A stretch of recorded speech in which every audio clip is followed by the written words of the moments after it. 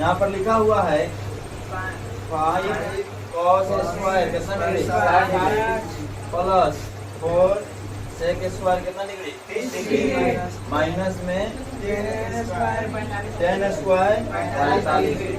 और फिर यहाँ पर बट्टा में लिखा हुआ है sin स्क्वायर 30 डिग्री और प्लस में cos स्क्वायर।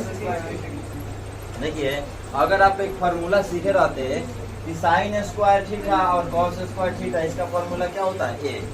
क्योंकि इसको जो है इसका उपयोग हम 8.4 में करने वाले हैं, तो इसीलिए हुआ जी इसमें जो फार्मूला है उसका मान रख कर कहीं बनाएंगे हम, समझ में है जी।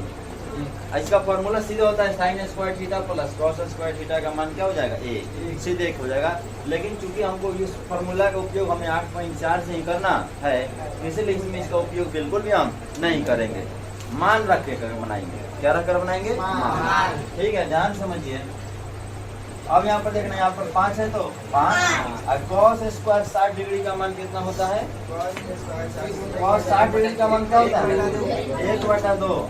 इसका स्क्वायर यहाँ पर कर देंगे, फिर प्लस है तो यहाँ पर देखिए, फिर यहाँ पर 4 यानी 4 है तो 4 और sec स्क्वायर 30 डिग्री। तो बताओ cos का जो होता है ना, cos का उल्टा कर देंगे, तो cos 30 का मान कितना होता है, अरे बोलो सब ना जी, cos 30 का मान कितना होता है 3/2। तो उल्टा कर देंगे तो 2/रूट में इसका स्क्वायर। tan 45 डिग्री का मान क्या होता है 1, इसका स्क्वायर। फिर यहाँ पर बटा है तो बटा में लिख देंगे, समझे। और फिर यहाँ पर देखो ये हो गया 5, 1 का स्क्वायर करेंगे,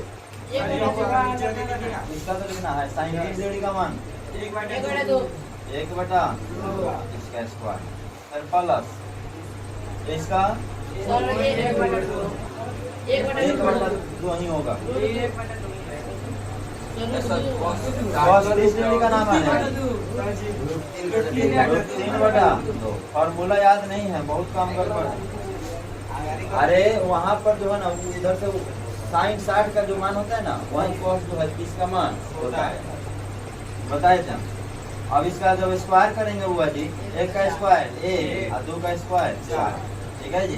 तो यहाँ प्लस है तो 4 और गुने में 2 का स्क्वायर 2, 2 का स्क्वायर 4, 3 का स्क्वायर 3, 1 का स्क्वायर, ऐसा हम कर दिए। इसको सोल्व करेंगे तो 1 का स्क्वायर 1 होता है, 2 दूनी 4। तो यहाँ पर प्लस 3 का स्क्वायर 3 हो जाएगा, 2 दूनी 4। आइए आपको इधर बनाते हैं, ठीक है। अब देखो यहाँ पर 5 में 1 से 5 से कटने वाला है जी, नहीं कटने वाला है, तो 5 एकम 5 और बटा में 4 है तो 4। यहाँ पर जोड़ है तो जोड़ कर देंगे। फिर इसमें गुना कटने वाला है नहीं, तो 4 चौके 16/3।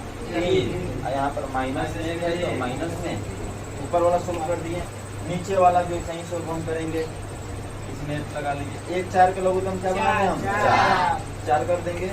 इसका सोल्व करेंगे, देखिए 1 हो जाएगा और क्या हो जाएगा 3 हो गया। फिर ऊपर वाला क्या बनाएंगे हम 3 4 1 के लघुत्तम कितना हो जाएगा 12। 4 से कितना बार में आएगा 12, 3 बार में। अब 5 नहीं 5, फिर यहाँ पे जोड़ है तो 3 से कितना बार में आएगा 16 चौका 64 हो जाएगा। और 1 से 12 बार में आएगा तो माइनस में 12। और नीचे वाला देखिए बुआ जी,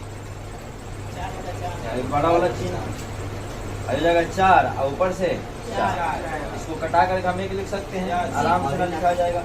आगे देखिए हम लोग इसको सबको जोड़िए और उसमें से 12 घटा देंगे। देखो देखो 5 4 9 में से 2 घटाएंगे तो 7 और 6 6 गो 7 में से 1 घटाएंगे तो 67। भाई काट के क्या हो जाएगा ये 67 बटा ऊपर 12 हो रहा है कि नहीं। और नीचे क्या हो रहा है 1 इसमें साथ गुना कीजिएगा तो वही मतलब बनता है 67/12। इसका क्या हो जाएगा आंसर हो जाएगा, राइट आंसर। समझे। इस प्रकार हमने 5 नंबर कौन सी कर दिया है सोल्व कर दिया, ठीक है।